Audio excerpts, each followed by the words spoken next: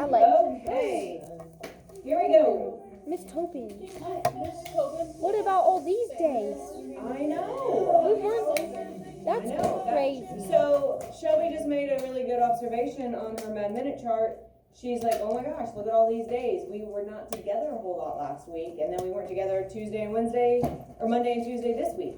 So you are gonna need, like I just said, hey, if you're bored, if you have nothing to do, make sure you're practicing one of our games from, you know, that classroom link in Google Classroom. You can get to any of the game sites that you like, whichever one, whichever topic you feel like you need the most, and make sure you're practicing this vocab, because we have not had Mad Minute as much as we normally do together.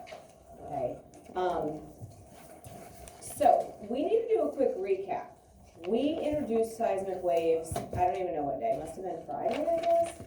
And we said that there are two types. There are the primary waves and the secondary waves.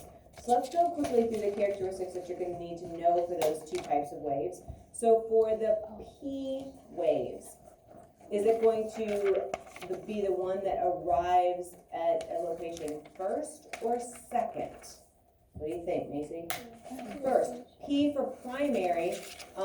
Primary, the word itself means first. Okay? What kind of materials are the P waves able to travel through, Brooke? Solids and liquids. So then, Sarah, which layers of our Earth are they able to go through? Crust, mantle, and the core. The last thing is the P waves move like this. If this hand is the start of the earthquake or the start of the seismic wave, and this is where it kind of ends up, it bunches and then stretches and bunches and stretches, right? What kind of wave do we call this? This might be the trickiest of them all. Zach? A compression wave. It is. Do you agree with that? Good. All right. Compression wave. Very good. I think those are the main things. Now, let's move to the secondary waves, the S waves. Are they going to be the fast waves or the slow waves? Let's see. Hello, staff and students. Man, At this time, all 10th graders need to go to the high school gym for the Pioneers trip. Some of the labs are cold or outside, so you may want to wear a coat. Thank you and have a good trip. Yes. What? I wish. Second, right? They're slower, right? And you don't have to memorize it because it's in the name, secondary waves. Second versus first is gonna be slower, right? So the S waves are slower. It starts with the letter S, like slow, yes?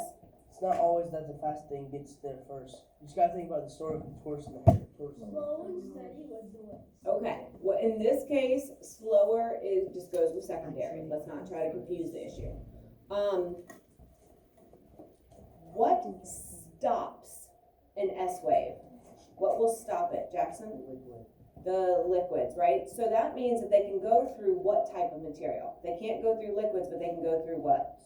Good. So they get stopped at liquids. What is our one true layer of the earth that is a liquid? The core, Which one? inner core, Outer core. Close. Try the other one. outer core. Outer core. So they're going to hit that outer core, but just make sure you raise your hand for me, okay? They're going to hit that outer core and they're going to be stopped by liquids, right? This is going to show the way that an S wave travels, up and down, kind of like an ocean wave. And it also kind of looks like an S on its side. Turn your head sideways, doesn't that look like a letter S? Like a secondary wave? I can't see. Ooh. Right? So what do we call that? Does anybody Looks like a remember? snake. It actually starts with the letter T. Oh wait. Brooke?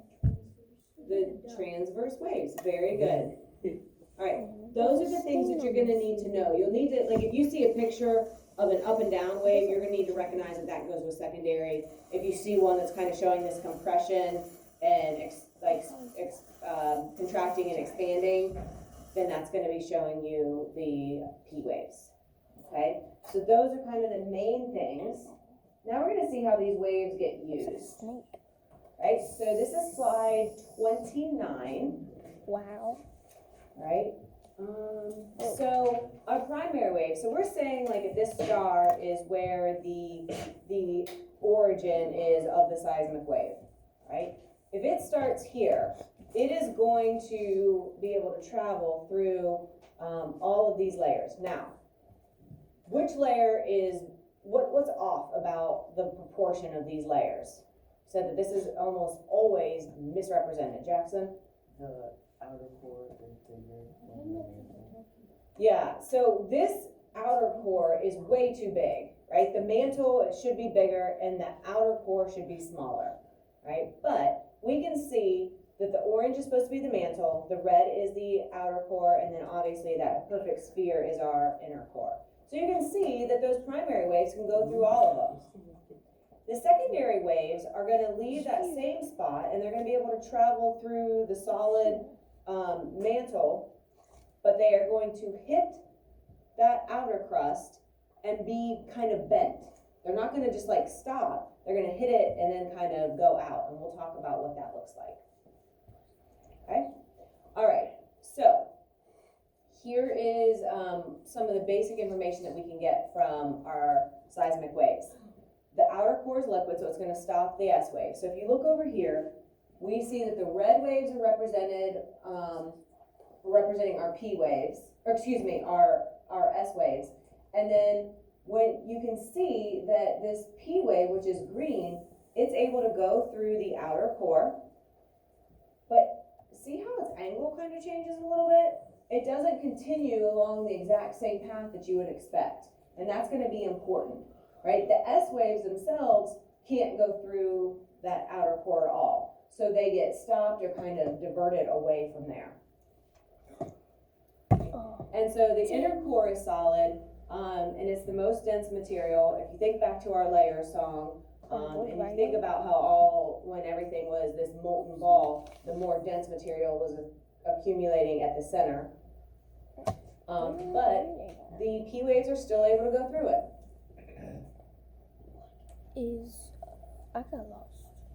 Right, so in this example, the epicenter or the origin of the earthquake was here, and so you can see the P waves can go through all of the layers, even if they are kind of changing their angle or direction as they're going through. And we'll talk about why that is. Did I go too fast? Nope. Okay. All right, and so the speed and paths of the seismic waves change within the layers because of those different densities of the layers. So we already know that this is the most dense, this is the least dense. So when you're looking at different densities, it's going to affect how fast something can travel. And that kind of makes sense. Think about if you are running on the beach, right? You're just running, you're in the air, which is less dense, and then you hit the water. Water's more dense than air. What happens to your speed as you're running? You automatically slow down, right? So if I'm running, I'm super fast, man, I feel like I'm just flying. I'm running through the air, and as I run into the water, I slow way down, right? You automatically, like, even if you're running and like having more force and you're trying harder, your speed is gonna slow down. The more dense the material that something is trying to move through, usually the slower it is gonna go. What? So again, try to just think about that logically. And so what happens is when these seismic waves are going through these different materials with different densities, they can sometimes be bent, and sometimes they can actually even bounce or be reflected. And so we're gonna take a look at that. If all of our layers were made of exactly the same thing, then the speed would be consistent all the way through. But we know that it is not, because we can tell by picking up the readings on the opposite side of the world, like we should be able to predict where that wave should go, and it doesn't end up where we expect it to unless we account for it changing its speed and directions a little bit. Yes? I think when we nuked Hiroshima, the people on the other side of the world felt it. I've never heard that. It wasn't, I mean, obviously it caused vibrations. I'm not sure if it was strong enough of vibrations, probably closer by. I don't know about all the way across the world. I would imagine that there would be some, obviously, vibrations that would be picked up, other locations. Okay, so reflections. This happens when a wave hits a boundary between different materials. So this works kind of like sonar, right? It's kind of the exact same idea. It's also basically an echo, right? An echo is your sound, or that sound returning to your ears. Okay, so all of this is a form of, or how our waves, our seismic waves are going to be affected. And so inside our layers, seismic waves get reflected slightly differently as they reach the major boundaries of our interior. So if you look here, one way that they can kind of see differences, and this is part of how we know what things are made up of when we haven't been able to dig or visit there ourselves. So we're going to watch, there's a video that kind of shows this a little bit, but if you have a seismic source and it's sending a signal, it'll send that down, and then there's a hydrophone that is kind of off because we know it's going to be reflected. It's going to hit, and then that sound is going to bounce back, and it's going to be picked up, or that sound wave energy is going to be picked up by this receiver. And so we know how fast that wave should travel through that liquid, and so we know what time it should be getting back. And from there you can calculate like how deep it's gone, because speed is distance divided by time. And so if you know the speed and you know how long it took, you can calculate the distance that it went. And so from there you can say, okay, well, I know it went this far, and then the next one went down this far and then returned, and then we got a third reading that went down even farther because it took longer. And so from there they're able to map a lot of the surfaces of the ocean, which we haven't been able to explore firsthand. And so this even helps, like, as we get deeper and deeper. It just depends on how strong, like, the charge is, or the wave that they're sending into the layer to have it have enough energy to come back to where we can read that response, you know, here. And it's not always just done with ocean. Again, the video that we'll watch will kind of show this. Okay, there's another form of action that these waves take, and it's called refraction. And it's when the seismic waves pass through different types of material, causing the speed to change, and consequently that causes the path of the materials to be bent as well. Again, think of running on the beach through air, right? Because air is all around us. You're fast. As soon as you move into that more dense water, your speed slows way down. And so the light energy, this is kind of showing light energy is traveling, and when it hits the water, you can see it gets bent because it slows right down. If you've ever had seen a pencil, or even like this works with, I don't know why they have a pencil in there, if you have a spoon or a knife or whatever in a clear glass, if you look at it, it looks like the spoon is like broken, like it's offset. And then you pick it up and it's perfectly fine. You put it back in, and it's because the way that you're interpreting the light hitting into that pencil or into that spoon,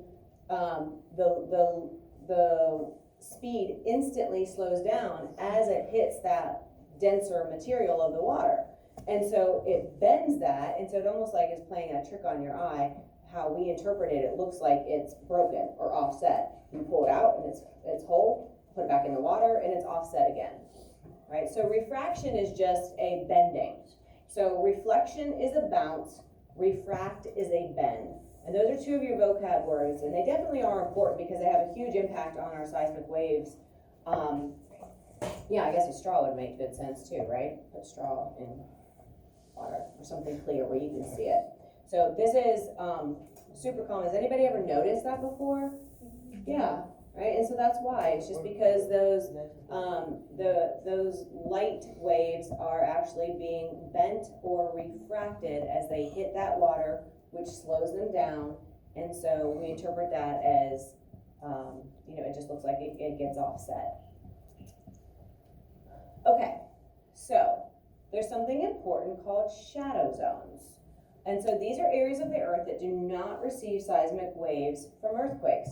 So it's not like it's one or two or just a couple locations on earth and they never will receive seismic waves. Sometimes people think that, they're like, okay, it's like this area never will get it.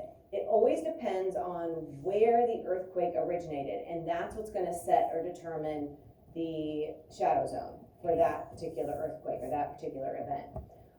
In a way, I kind of think of shadow zones kind of like a dead zone with like cell phone service. I know a lot of times when I'm leaving here, if like I call my husband, let him know I'm on my way home, when I go by Candlewood, sometimes my service will cut out for like 10 seconds. And then like as I continue to drive through, you know, then it picks right back up, right? So we all have experienced that dead zone. Are there places around you or like that you use your phone and you know like, okay, I'm not gonna have any service there? Like usually there's at least like a spot or two like where we experience that. And so in a way, these shadow zones are kind of like that. Yes. It's like going to a tunnel. Like driving through a Kind tunnel. of, sure. Yep, kind of like a tunnel. All right, so that's what shadow zones are. It kind of like, it is a zone or an area where it is not going to experience any seismic activity for a specific earthquake.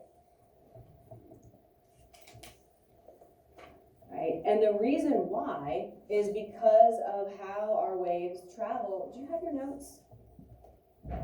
So you haven't been filling anything out? You sure they're not in your folder? Can you look for me again? Because if not, you're gonna have to get another set, because that's not really efficient for you just to sit there and not be filling them in or not speak up. Looks like that's them right there. Okay. So these seismic waves, it is predictable where the shadow zone is gonna be. I would like you to put a big star by slide number 35.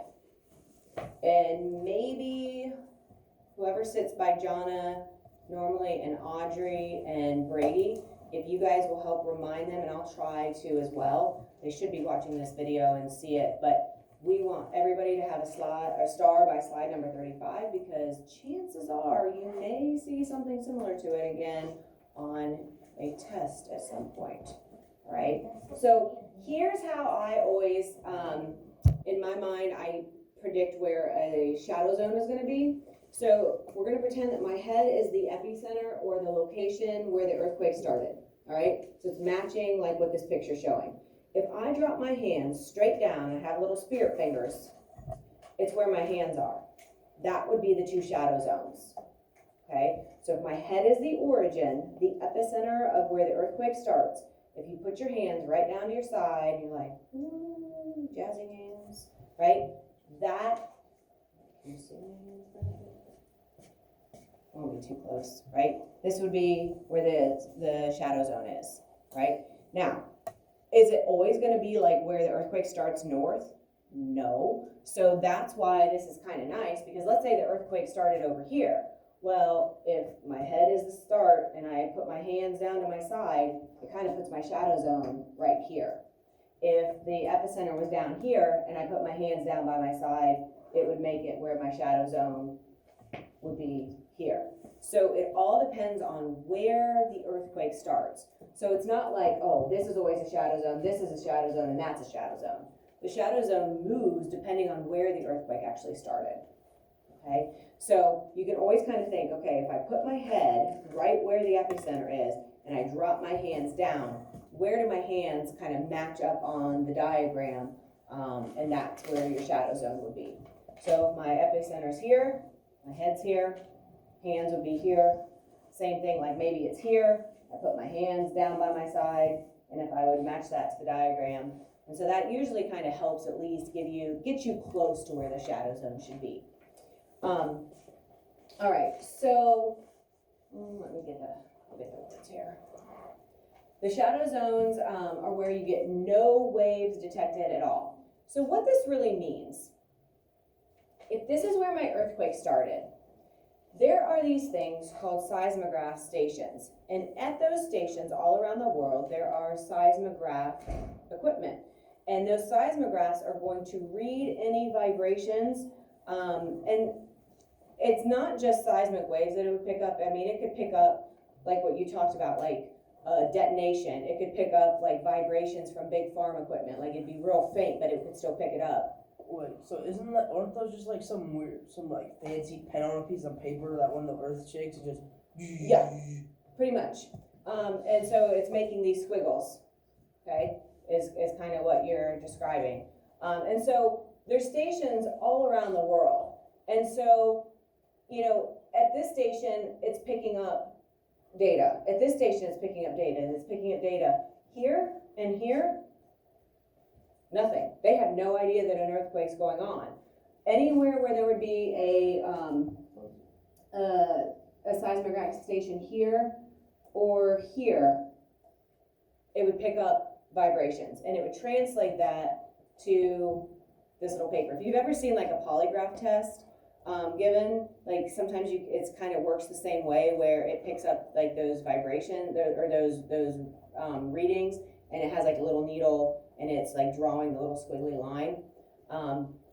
And we'll see this in a couple of videos as well. So if you look, our P waves are shown in black, the S waves are going to be in red. And so from the epicenter, as they're traveling, you can see that their lines get a little bit bent just because as they're going through that different material, they speed up, slow down.